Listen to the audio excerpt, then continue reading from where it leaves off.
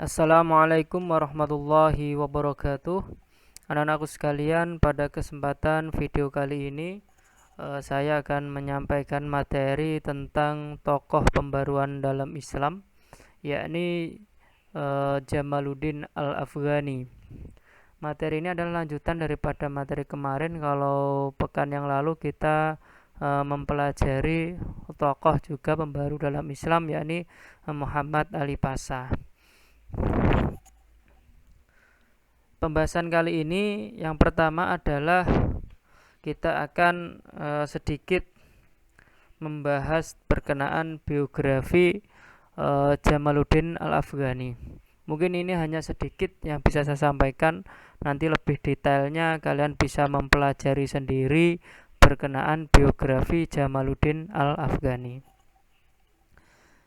Jamaluddin Al-Afghani ini dilahirkan di Asadabad, dekat Kanar di distrik Kabul, Afghanistan pada tahun 1838 Masehi atau 1254 Hijriah.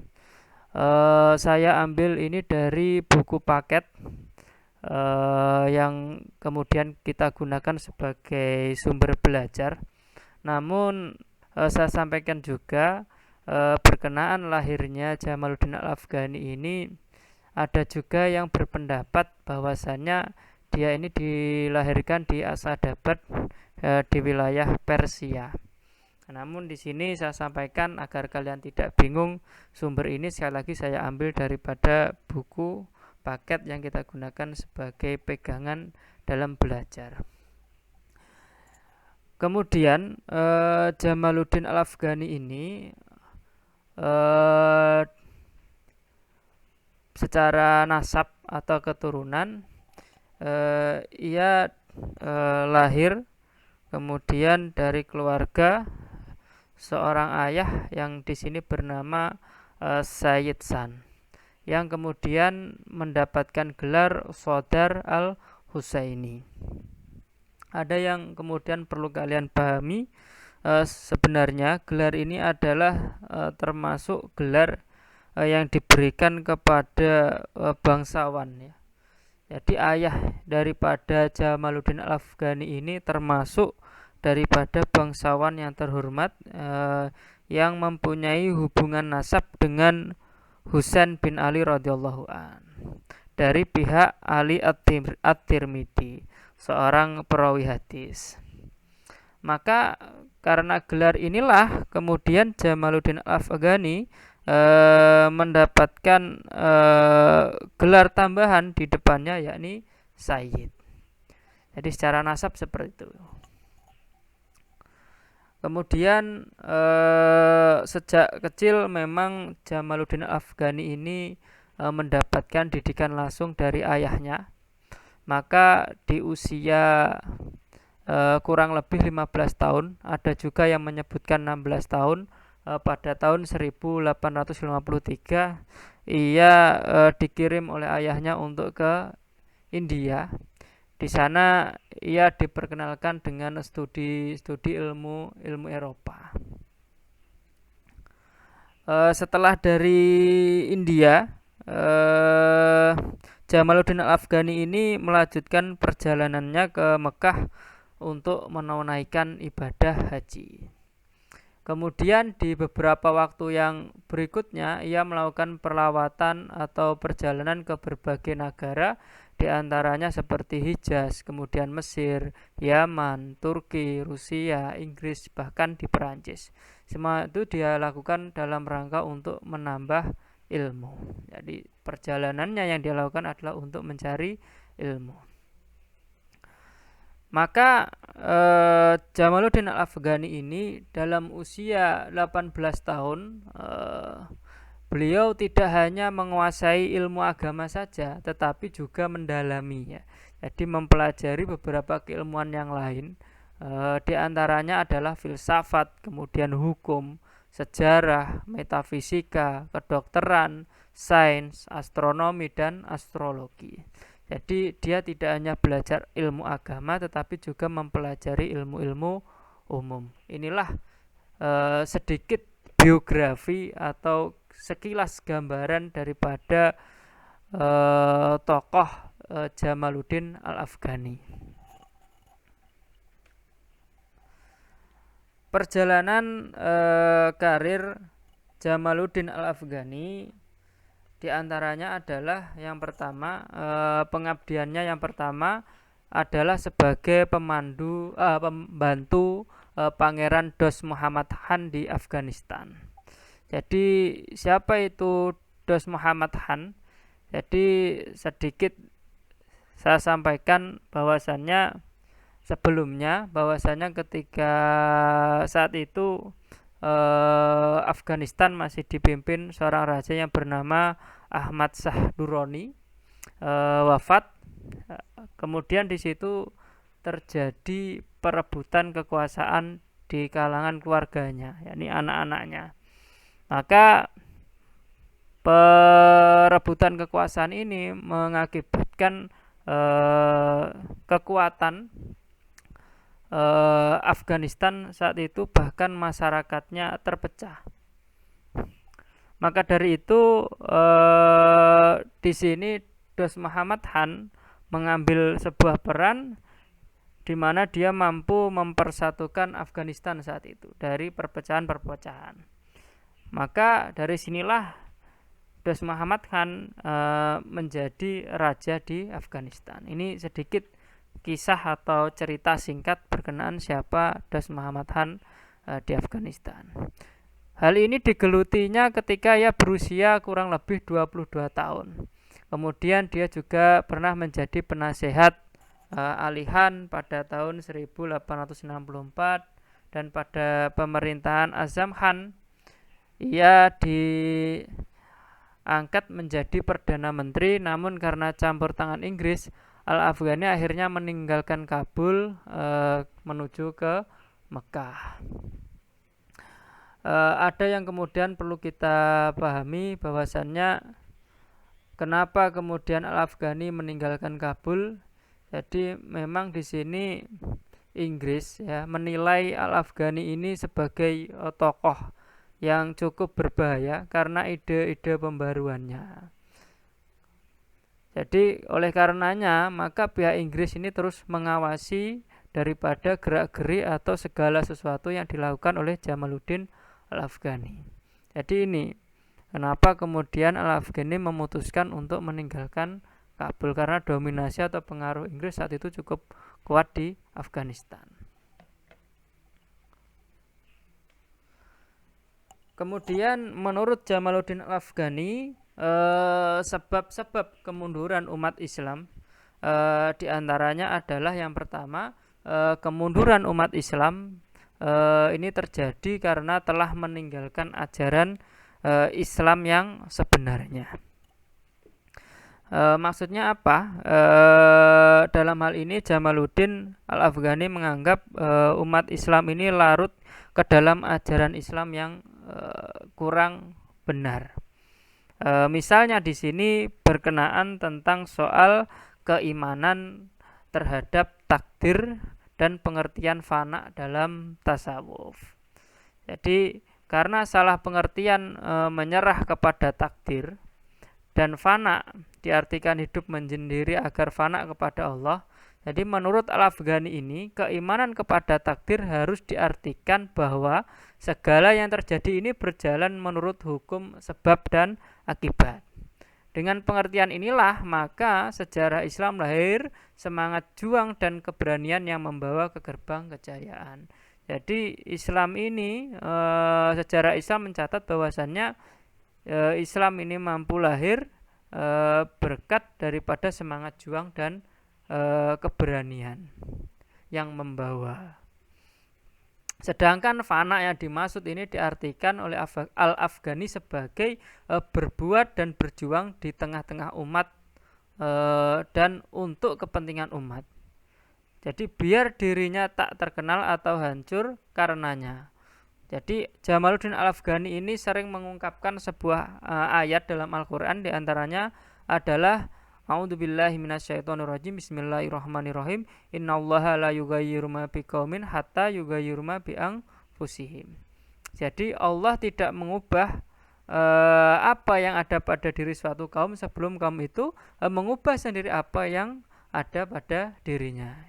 Ini salah satu. Yang kedua yakni adalah kemunduran umat Islam ini karena adanya pemerintah yang absolut, yang senang memeras rakyatnya. Jadi memang secara pemikiran dari Jamaluddin Al-Afghani ini condong lebih setuju daripada bahwasannya kekuasaan atau pemerintahan Islam ini dipilih melalui daripada musyawarah. Jadi tidak melalui sistem monarki atau kerajaan. Tujuannya apa? Ya, agar kemudian kepemerintahannya ini tidak absolut. Kalau kemudian absolut, ya dikhawatirkan menjadikan rakyatnya ini, ya rakyat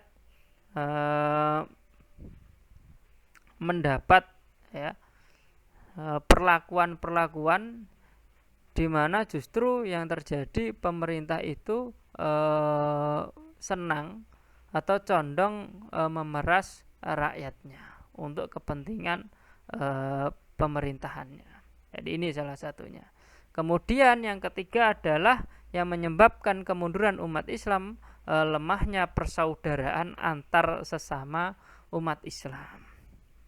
Maka dari sinilah kemudian Jamaluddin Al-Afghani melakukan sebuah gerakan-gerakan.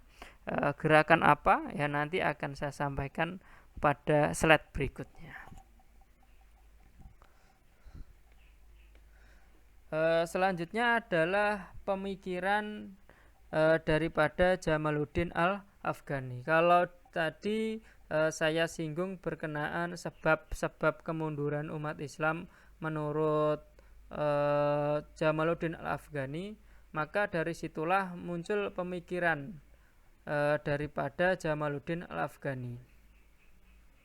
Yang pertama adalah di sini pada tahun 1889 Jamaluddin Al-Afghani ini pernah diundang ke Persia untuk suatu urusan persengketaan politik antara Persia dengan Rusia. Bersamaan dengan itu Al-Afghani ini melihat ketidakberesan politik dalam negeri Persia sendiri. Karenanya Jamaluddin Al-Afghani menganjurkan perombakan sistem politik yang masih otokratis. Ya. Kontribusi Al-Afghani yang lain adalah perlawanan terhadap kolonial Barat yang menjajah negeri-negeri Islam. Ini salah satunya. Yang kedua, dalam rangka membangkitkan semangat umat Islam serta mengembalikan keutuhan umat Islam, ini Al-Afghani menganjurkan pembentukan suatu ikatan politik yang mempersatukan seluruh umat Islam dalam bentuk sebuah gerakan. Maka gerakannya dikenal dengan pan-islamisme. Jadi pan-islamisme ini menghendaki persatuan umat Islam sebagai kekuatan bersama untuk membebaskan dirinya dari penjajahan dan membangun kekuatan bersama.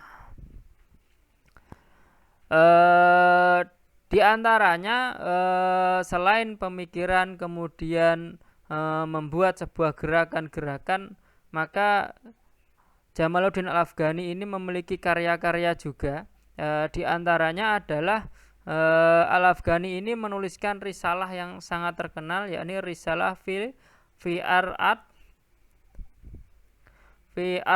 al-masihiyah. Jadi risalah fi ar-rad al-masihiyah. Jadi pembuktian kesalahan kaum materialis. Jadi kaum materialis ini yang condong kepada kebendaan atau duniawi. Jadi berkenaan risalah ini akhirnya menimbulkan gejolak ya daripada kalangan materialis tersebut. Yang kedua adalah Jamaluddin Al-Afghani pernah menerbitkan jurnal, yakni Al-Urwah Al-Wuthqa, yang mengecam keras Barat. Jurnal tersebut juga dikenal sebagai jurnal anti penjajahan yang diterbitkan di Perancis. Jurnal ini segera menjadi barometer perlawanan imperialisme dunia Islam yang merekam komentar, opini, dan analisis bukan saja dari tokoh-tokoh Islam dunia, tetapi juga ilmuwan-ilmuwan Barat yang penasaran dan kagum dengan kecermelangan Al-Afghani. Kemudian karyanya yang lain diantaranya adalah bab Ya'ulu ilaihi amr al-muslimin yang membahas tentang sesuatu yang melemahkan umat Islam. Kemudian karya yang lain adalah Makidah Asy-Syarqiyyah yang menjelaskan tentang tipu muslihat para orientalis. Kemudian Dia al-Khafiqain, yaitu hilangnya timur dan barat. Ini beberapa karya-karya daripada Jamaluddin Al-Afghani. Selain itu, Jamaluddin Al-Afghani juga mendapatkan julukan sebagai bapak nasionalisme Islam. Jadi Al-Afghani ini adalah sosok yang mengabdikan dirinya untuk mengingatkan dan membangkitkan dunia Islam yang menurutnya harus meninggalkan perselisihan dan berjuang bersama. Beliau juga membangkitkan semangat nasionalisme di negara-negara yang pernah dikunjunginya. Ini julukan yang diberikan kepada Jamaluddin Al-Afghani. Nasionalisme yang kemudian digaungkan oleh Jamaluddin Al-Afghani ini berdasarkan suatu ikatan. Ikatan tersebut yakni didasarkan atas solidaritas akidah Islam yang bertujuan membina kesetiakawanan dan persatuan umat Islam dalam perjuangan. Jadi persatuan ini untuk perjuangan. Perjuangan dalam rangka apa? Yakni dalam rangka menentang sistem pemerintahan yang despotik atau sewenang-wenang dan menggantikannya dengan sistem pemerintahan yang berdasarkan musyawarah seperti yang diajarkan Islam. Jadi inilah kecondongan pemikiran daripada Jamaluddin Al-Afghani. Dia memang lebih condong daripada pemerintahan ini berdasarkan musyawarah. Kemudian persatuan untuk perjuangan yang lain adalah dalam rangka menentang kolonialisme dan dominasi bangsa Barat. Menurut Profesor Ahmad Amin, visi misi yang dimiliki oleh Jamaluddin Al-Afghani diantaranya adalah dua hal. Yang pertama, mengisi semangat baru di timur sehingga ia menghidupkan kembali kebudayaan, kemudian ilmu pengetahuan, pendidikan, kebersihan agamanya yang kaya sehingga membebaskan kepercayaan dari dunia mistik dan menjernihkan moralnya dari apa yang telah terkumpul di sekitar mereka dan kemudian kembali kepada kekuasaan dan landasan yang pernah mereka pegang dan miliki.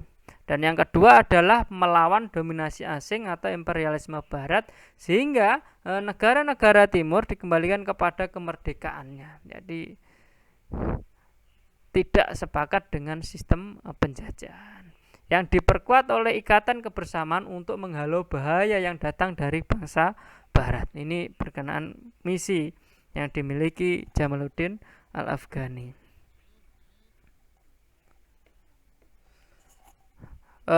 Sebelum saya akhiri pada video ini, bisa kita ambil sebuah kesimpulan bahwasannya upaya-upaya yang dilakukan oleh Jamaluddin Al-Afghani diantaranya yang pertama adalah upaya untuk membangun ilmu pengetahuan, kemudian peradaban dan kebudayaan Islam.